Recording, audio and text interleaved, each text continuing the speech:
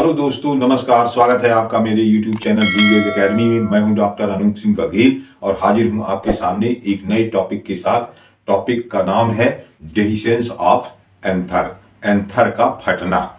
ठीक है, तो आज हम लोगों को बच्चों पढ़ना है क्या? Dehiscence of anther. ठीक है, डेहिसेंस ऑफ एंथर, एंथर का फटना। ठीक है, तो ये डेहिसेंस ऑफ एंथर, इसमें हम लोग जानते हैं कि सामान्यतया एंथर बाइलोब्ड एंड टेट्रास्पोरेंजिएट होता है। सामान्यतः एंथर बाइलोब्ड एंड टेट्रास्पोरेंजिएट होता है। टेट्रास्पोरेंजिएट होता है। सामान्यतः एंथर कैसा होता है बेटा? बाइलोब्ड एंड टेट्रास्पोरेंजिएट होता है। जब एंथर मैच्योर हो जाता है या परिपक्व हो जाता है तो इसकी मिडिल लेयर और टेपेटम नष्ट हो जाती हैं। जब एंथर मैच्योर हो जाता है या परिपक्व हो जाता है, मैच्योर का मतलब क्या है? परिपक्व होना। ठीक है, जब एंथर मैच्योर हो जाता है जब एंथर मैच्योर हो जाता है तो इसकी मिडिल लेयर एंड टैपेटम हम नष्ट हो जाती हैं। ठीक है ना, नष्ट हो जाती हैं। जब एंथर परिपक्व हो जाता है तो इसकी मिडिल लेयर और टैपेटम क्या हो जाती हैं? नष्ट हो जाती हैं। ठीक है ना। और होता क्या है, अंदर की ओर जो इसकी एंथर वॉल होती है और एंथर वॉल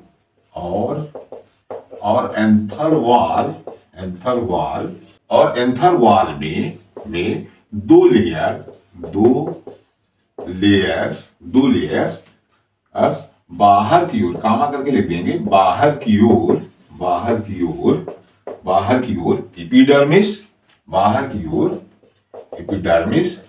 एपिडर्मिस तथा अंदर की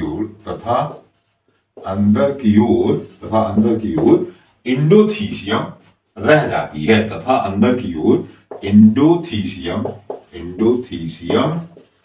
रह जाती है। ठीक है, रह जाती है। अंदर की ओर क्या रह जाती है? इंडोथीसियम रह जाती है, क्योंकि मिडिल लेयर और टैपेटम जो है वो क्या हो जाती है? नष्ट हो जाती है। इसलिए जो एंथर वॉल है वो दो लेयर की रह जाती है। बाहर की ओर क्या बचती है? एपिडर्मिस, और अंदर की ओर क्या रहती है? इंडोथीसियम रहती है। ठीक है ना।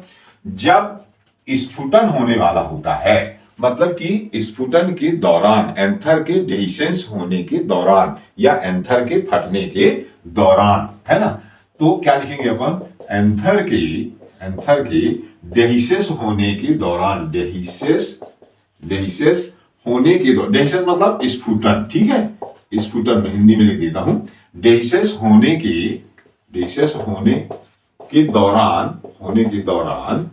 दौरान इंडोथीसियम की इनर टेंजेंशियल वॉल में इंडोथीसियम की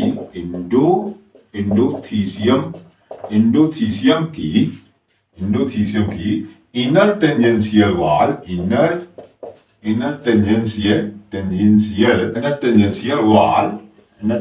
वॉल में हाइग्रोस्कोपिक थिकनिंग विकसित हो जाती हैं। वॉल में हाइग्रोस्कोपिक थिकनिंग्स विकसित हो जाती हैं। हाइग्रोस्कोपिक थिकनिंग्स विकसित हो जाती है। ठीक है, विकसित हो जाती है। हाइग्रोस्कोपिक थिकनिंग्स विकसित हो जाती हैं। एंथर के फटने के दौरान या स्फुटन के दौरान इंडोथीसियम की इनर टेंजेंशियल वॉल में हाइग्रोस्कोपिक थिकनिंग्स विकसित हो जाती हैं, जो कैसी होती हैं? जल स्नेही प्रकृति की होती हैं। जो जल स्नेही प्रकृति की होती है। ठीक है, जो जल स्नेही प्रकृति की होती है। ठीक है, अब जब ये जल स्नेही प्रकृति की है तो क्या होगा? ये मॉइस्चर को एब्जॉर्ब करेंगी, नमी को प्रकृति से या वातावरण से नमी को अवशोषित करती है। ठीक है, जल स्नेही प्रकृति की होती हैं और क्या करती हैं? इसी में आगे अपन लिख लें। और क्या करती हैं? प्रकृति से या नेचर से, है ना, प्रकृति से प्रकृति से क्या करती हैं, है नमी यानी मॉइस्चर, है ना, मॉइस्चर अवशोषित करती हैं, अवशोषित करती है, ठीक है। मॉइस्चर अवशोषित यानी एब्जॉर्ब करती है, ठीक है, एब्जॉर्ब करती है, नमी अवशोषित करती है, ठीक है। प्रकृति से मॉइस्चर अवशोषित करती हैं और क्या होती हैं, फूल जाती हैं। जब नमी अवशोषित करेंगी तो इंडोथीसियम सेल क्या हो जाएंगी, फूल जाती हैं। तब यह इंडोथीसियम सेल तब यह इंडोथीसियम सेल क्या हो जाती है, स्वेलन हो जाती है या फूल जाती है, है ना, स्वेलन हो जाती है या क्या हो जाती है बेटा, फूल जाती है, ठीक है, स्वेलन हो जाती है या फूल जाती हैं। जब क्या होगा, जब ये फूल जाएंगी तो एपिडर्मिस में क्या होता है, खिंचाव उत्पन्न होता है, जिससे वो लॉन्गिट्यूडिनली डिवाइड हो जाती हैं, ठीक है। जिससे इसी में और थोड़ा सा मैं जोड़ देता हूं, जिससे एपिडर्मिस की किनारे की यानी ईड्ज, है ना, EDGE, ईड्ज यानी कि किनारे, ठीक है, किनारे, एपिडर्मिस की किनारे की कोशिकाएं खिंचाव के कारण खिंचाव के कारण, ठीक है, खिंचाव के कारण क्या हो जाती हैं, लॉन्गिट्यूडिनली डिवाइड हो जाती हैं, लंबवत रूप से, कारण लॉन्गिट्यूडिनली डिवाइड हो जाती है, ठीक है, लॉन्गिट्यूडिनली डिवाइड हो जाती हैं। जल स्नेही प्रकृति के होने के कारण क्या हो जाती हैं, ये इंडोथीसियम सेल जो है जल स्नेही प्रकृति के होने के कारण प्रकृति से या वातावरण से क्या अवशोषित करती हैं बेटा, नमी अवशोषित करती हैं, एब्जॉर्ब करती हैं, नमी अवशोषित करती हैं, और तब यह इंडोथीसियम की सेल्स क्या हो जाती हैं, स्वेलन हो जाती हैं, क्या हो जाती हैं, फूल जाती हैं, जिससे एपिडर्मिस में के किनारे पर क्या होता है, किनारे की कोशिकाओं में खिंचाव उत्पन्न हो जाता है, तनाव उत्पन्न हो जाता है, और वो क्या हो जाती हैं, किनारे की कोशिकाएं लंबवत रूप से फट जाती हैं और पतली भित्ति की कोशिकाओं का एक समूह बनता है। और ये समूह कैसी सेल्स का है बेटा, लॉन्गिट्यूडिनली अरेंज्ड सेल्स का क्या है, पतली भित्ति वाली कोशिकाओं का समूह बनता है, ठीक है। और लंबवत रूप से व्यवस्थित यानी लॉन्गिट्यूडिनली अरेंज्ड, है ना, लॉन्गिट्यूडिनली अरेंज्ड थिन वॉल्ड, पतली भित्ति वाली, है ना, थिन वॉल्ड सेल्स का समूह बनता है, थिन वॉल्ड सेल्स का समूह बनता है। और इस सेल्स के समूह को क्या कहते हैं, स्टोमियम कहते हैं, है ना, समूह बनता है, जिसे क्या कहते हैं, स्टोमियम कहते हैं, स्टोमियम, STOMI, स्टोमियम, यूएम, है ना, स्टोमियम कहते हैं, ठीक है, स्टोमियम कहते हैं। मतलब ये जो लॉन्गिट्यूडिनली अरेंज सेल है वो कौन सी सेल्स हैं, स्टोमियम की सेल्स हैं। ये सेल कैसी हैं, पतली भित्ति वाली कोशिकाएं हैं। कैसी सेल है स्टोमियम की सेल्स, लॉन्गिट्यूडिनली अरेंज हैं। स्टोमियम की सेल्स जो है कैसे बनती हैं, एपिडर्मिस से बनती हैं। एपिडर्मिस में क्या होता है, ये किनारे स्थित होती हैं और वहां लॉन्गिट्यूडिनली डिवीजन होते हैं, लंबवत रूप से विभाजन होता है, इसलिए कैसी सेल्स बनती हैं, पतली भित्ति वाली सेल्स का समूह बनता है, जिसे क्या कहते हैं, स्टोमियम कहते हैं, ठीक है ना। अब नेक्स्ट तो इसको हम लोग क्या करें कि थोड़ा डायग्राम के रूप में देख लें, है ना, फिर आगे का अपन पढ़ते हैं। तो ये क्या है कि एंथर जो है वो बाइलोब्ड एंड टेट्रास्पोरेंजिएट होता है। अपन देख लेते हैं, ये जो है एक लोब का अपन पहले बनाएंगे, ठीक है, ये एक लोब है, ठीक है। ये सबसे बाहर की क्या है बेटा, ये है एपिडर्मिस,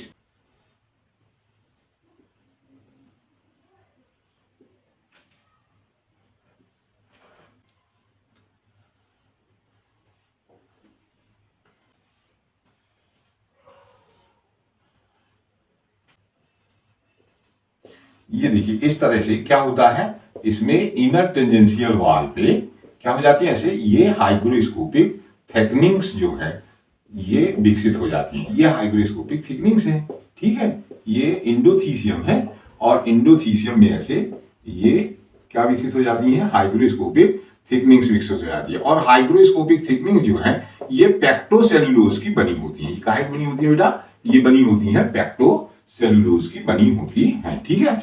ये पेक्टोसेल्यूलोज की बनी होती है, ठीक।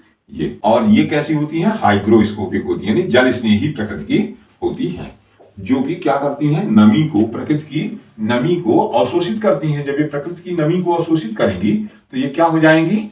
फूल जाएंगी। इंडोथीसियम क्या हो जाएगी बेटा?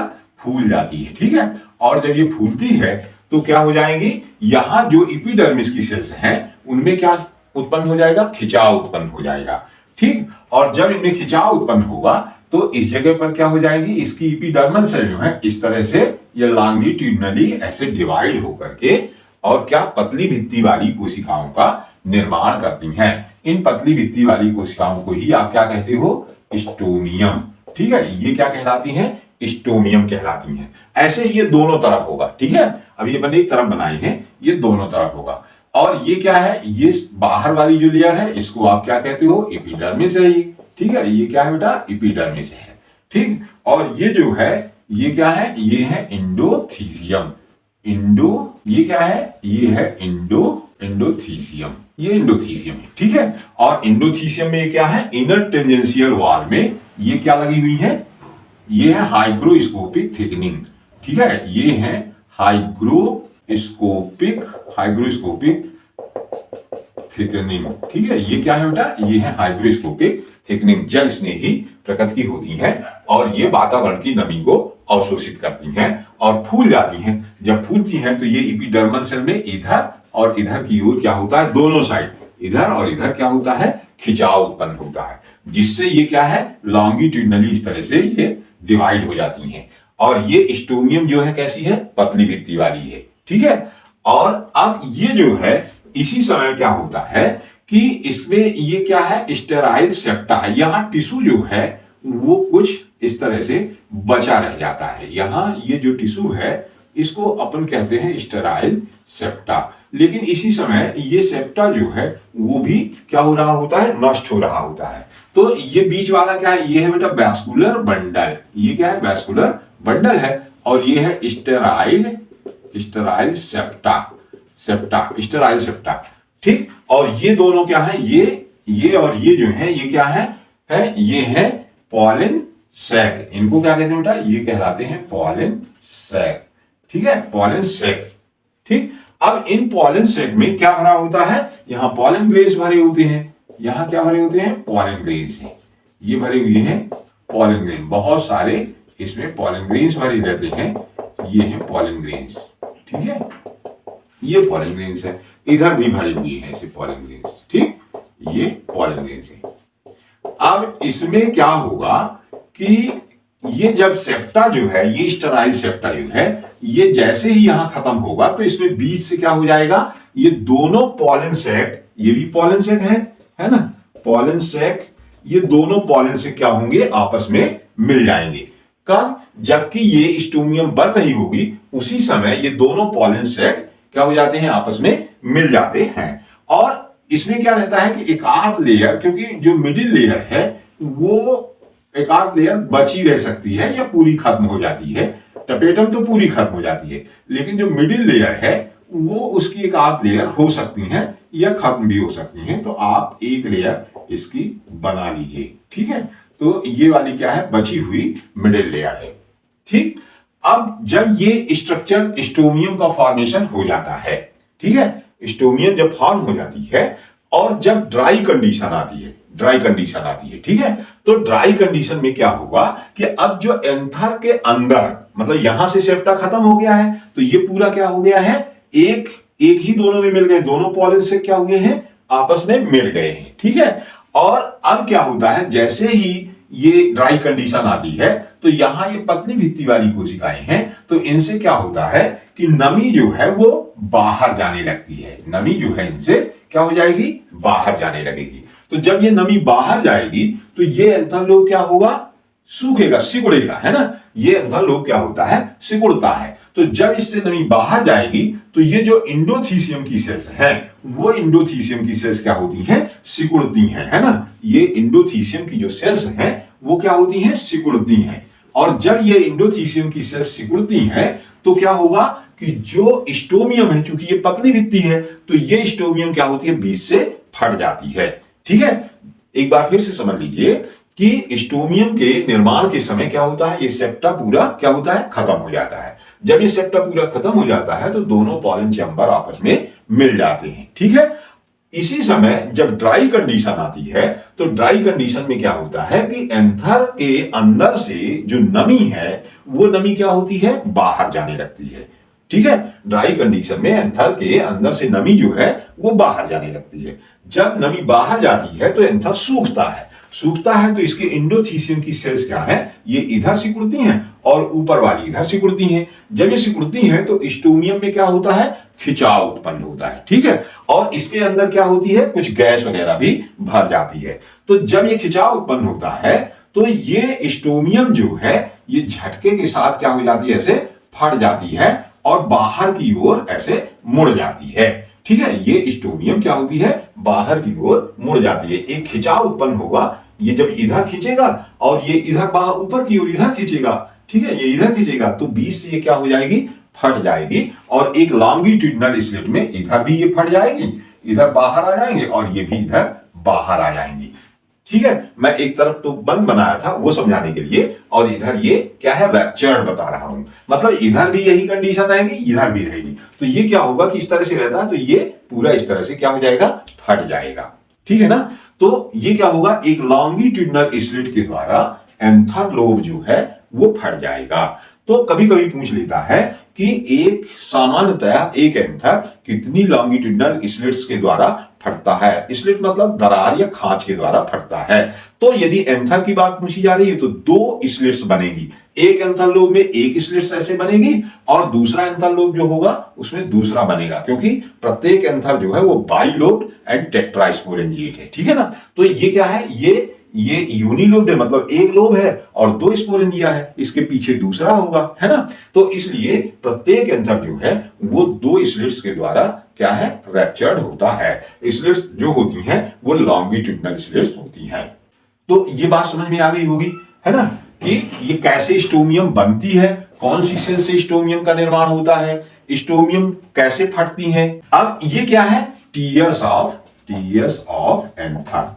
ये क्या है बेटा, ये है टीयर्स ऑफ एंथर है। ठीक, तो इसमें अब अपन उसके आगे अपन ने लिख लिया था कहां तक कि स्टोमियम कहते हैं, मतलब स्टोमियम का निर्माण होता है। इसी समय क्या होता है, स्टेराइल सेप्टा बीच से क्या हो जाता है, नष्ट हो जाता है। तो नेक्स्ट पॉइंट आप लिख लीजिएगा कि अगला पॉइंट क्या है, स्टोमियम के निर्माण के दौरान, है ना। नेक्स्ट पॉइंट है स्टोमियम निर्माण के दौरान, स्टोमियम के निर्माण के दौरान स्टेराइल सेप्टा क्या हो जाता है बेटा, डीजेनरेट हो जाता है, डीजेनरेट हो जाता है। स्टेराइल सेप्टा क्या हो जाता है बेटा, नष्ट हो जाता है और दोनों पॉलन सेक, ठीक है, दोनों पॉलन सेक और दोनों पॉलन सेक क्या हो जाते हैं, आपस में मिल जाते हैं और दोनों पॉलन सेक आपस में मिल जाते हैं और दोनों पॉलन सेक क्या हो जाते हैं बेटा, आपस में मिल जाते हैं। मतलब ये बीच का समाप्त हो जाता है और ये दोनों पॉलन सेक आपस में मिल जाते हैं।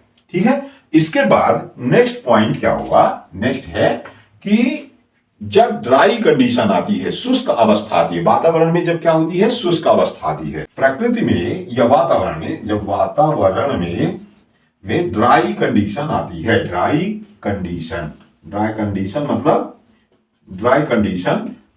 का मतलब क्या है, शुष्क वातावरण, है ना, शुष्क दशा, इसको अपन शुष्क दशा। ठीक है, जब ड्राई कंडीशन आती है, सूखे की अवस्था आती है, तब इन्हीं स्टोमियम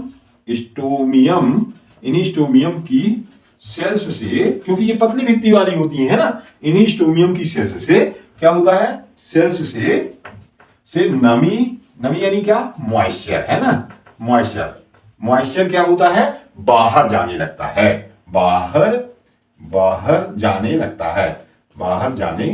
लगता है। मतलब नमी में क्या होती है, एंथर के अंदर क्या हो जाता है, एंथर लोब के अंदर क्या हो जाता है, नमी में कमी होने लगती है। अर्थात आप लिख सकते हो, अर्थात अर्थात एंथर लोब के अंदर क्या होने लगता है, एंथर लोब के अंदर नमी में कमी आने लगती है, मॉइस्चर का क्या होने लगता है, लॉस होने लगता है। ठीक है, जब मॉइस्चर में कमी आती है तो क्या होता है, एंथर सिकुड़ता है, जिससे क्या होता है, एंडोथीसियम की सेल्स जो है वो क्या होती हैं, सिकुड़ती हैं। तो मैं नेक्स्ट यहां लिख लेता हूं कि क्या हो जाता है कि एंथर जो है, जिससे एंथर क्या होता है, सिकुड़ता है, एंथर क्या होता है बेटा, सिकुड़ता है। ठीक है, और जब एंथर सिकुड़ता है तो क्या होती है, एंडोथीसियम भी सिकुड़ती है ना, एंडोथीसियम भी सिकुड़ती है। ठीक है, जब एंडोथीसियम सिकुड़ती है तो क्या होता है, स्टोमियम में खिंचाव उत्पन्न होता है। ठीक है, सिकुड़ती है तब क्या होता है बेटा, तब स्टोमियम में खिंचाव उत्पन्न होता है, खिंचाव उत्पन्न होता है। क्या होता है बेटा, खिंचाव उत्पन्न होता है। ठीक है, और जब खिंचाव उत्पन्न होता है तो क्या होता है, झटके से ये क्या होती है, फट जाती हैं। ठीक है, खिंचाव उत्पन्न होता है तो क्या होता है कि एंथर जो है एक लॉन्गिट्यूडनल स्लिट्स के द्वारा क्या हो जाता है, फट जाता है। ठीक है ना, तो अब क्या खिंचाव उत्पन्न होता है और एंथर एक लॉन्गिट्यूडनल स्लिट, SLIT है ना, स्लिट यानी दरार या खांच, लॉन्गिट्यूडनल स्लिट के द्वारा क्या हो जाता है, फट जाता है। फट जाना मतलब रप्चर्ड हो जाना, रप्चर्ड यानी फट जाती है या रप्चर्ड हो जाती है। ठीक है, हो जाता है। ठीक है, रप्चर्ड हो जाता है। ठीक है, जिससे क्या होता है, जब नमी बाहर निकल जाती है तो एंथर क्या होता है बेटा, एंथर सिकुड़ता है, और जब एंथर सिकुड़ता है तो इंडोथीसियम भी सिकुड़ती है। जब इंडोथीसियम सिकुड़ती है तो क्या होता है, स्टोमियम में खिंचाव उत्पन्न हो जाता है। जब स्टोमियम में खिंचाव उत्पन्न होता है तो एंथर जो है वो एक लंबवत खांच के द्वारा, लॉन्गिट्यूडनल स्लिट्स के द्वारा, ये पूरा लॉन्गिट्यूडनल स्लिट्स के द्वारा वो क्या हो जाता है, रप्चर्ड हो जाता है। ठीक है, और एंथर वॉल क्या है, बाहर की ओर मुड़ जाती है। ये ध्यान रखिएगा, एंथर वॉल किधर मुड़ जाती है, बाहर की ओर, क्योंकि यहां गैसेस होती हैं, तो वो गैसेस के कारण एक झटके से क्या होता है, पॉलन ग्रेन्स बाहर जाते हैं, तो जो ये एंथर वॉल है वो बाहर की ओर इधर और इधर मुड़ जाती है। ठीक है, तो नीचे और लिख सकते हैं आप, तथा एंथर वॉल है ना, एंथर वॉल जो है बाहर की ओर मुड़ जाती है। एंथर वॉल क्या है, बाहर की ओर मुड़ जाती है।